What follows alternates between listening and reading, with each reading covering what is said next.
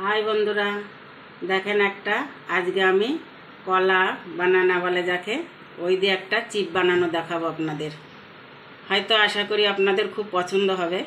देखुन आमी कि करे करी। कलाटा चुचा छाड़िए नी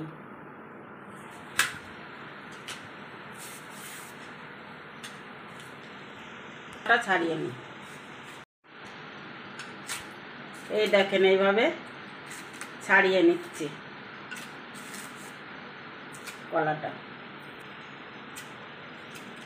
এখানে দেখেন এখন এক একটা করে পিস আমরা একেবারে দিয়ে দিচ্ছি। এই পাতলা পাতলা পিস পিস করে এইভাবে ঢেলে দিচ্ছি আমরা, ডাইরেক্ট ঢেলে দিচ্ছি। একটু জলে ভিজিয়ে নিয়েছিলাম। এখন চিপসটাকে ভালো করে কুরকুরে করে ফ্রাই করতে হবে আমাদের। একদম ইজি একটা রেসিপি। এই চিপসটাকে 5 মিনিট ভালো করে ফ্রাই করে নিতে হবে। এই দেখেন আমাদের চিপসটা ভাজা হচ্ছে এখানে। এবার একটু একটু করে আমরা লবণ জল দিয়ে দেবো এর উপর থেকে। এই যে লবণ জলটা দিয়ে দিতে হবে। আর একটু আমাদের ভালো করে ভেজে নিতে হবে চিপসটাকে। এইভাবে এখন আমরা চিপসটা ঢেলে ঢেলে দেবো। অল্প অল্প করে দিতে হবে, একসাথে অনেক দিলে ভালো হবে না। অল্প অল্প করে দিলেন দেখুন খুব ভালো করে মুচমুচে হবে চিপসটা আমাদের। এবারে চিপসটাকে ভালো করে ফ্রাই হতে দেবেন 5 মিনিট। এই দেখে চিপস কি কেলে কাটছে। এই দেখেন এই যে চিপসটা আমাদের কত সুন্দর মুচমুচে হয়েছে একদম।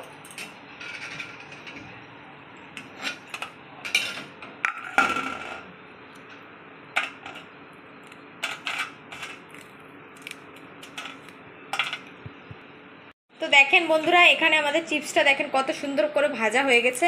এই দেখেন একদম কুড়কুড়ে হয়েছে, দেখেছেন কত সুন্দর। এইভাবে আপনারা ঘরে বানিয়ে খাবেন, দেখবেন খুব ভালো লাগবে। আর অনেক কম খরচে এইভাবে ঘরে বানিয়ে নেবেন।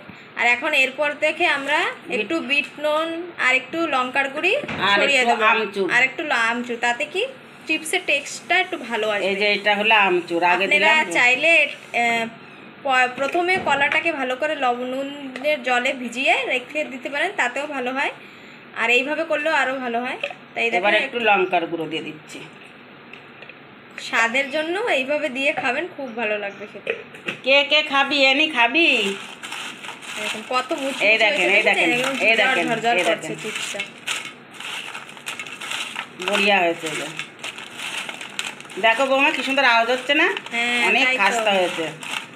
এই দেখেন খেতে খুব ভালো হয়েছে।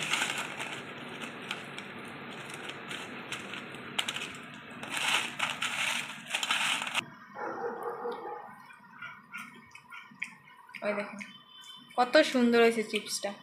একদম ঘরে বসে একদম অল্প সময়ের মধ্যে আপনি চিপসটা বানিয়ে নিতে পারবেন। মশলাটা অনেক সুন্দর হয়েছে বৌমা। এইভাবে বানিয়ে খাবেন।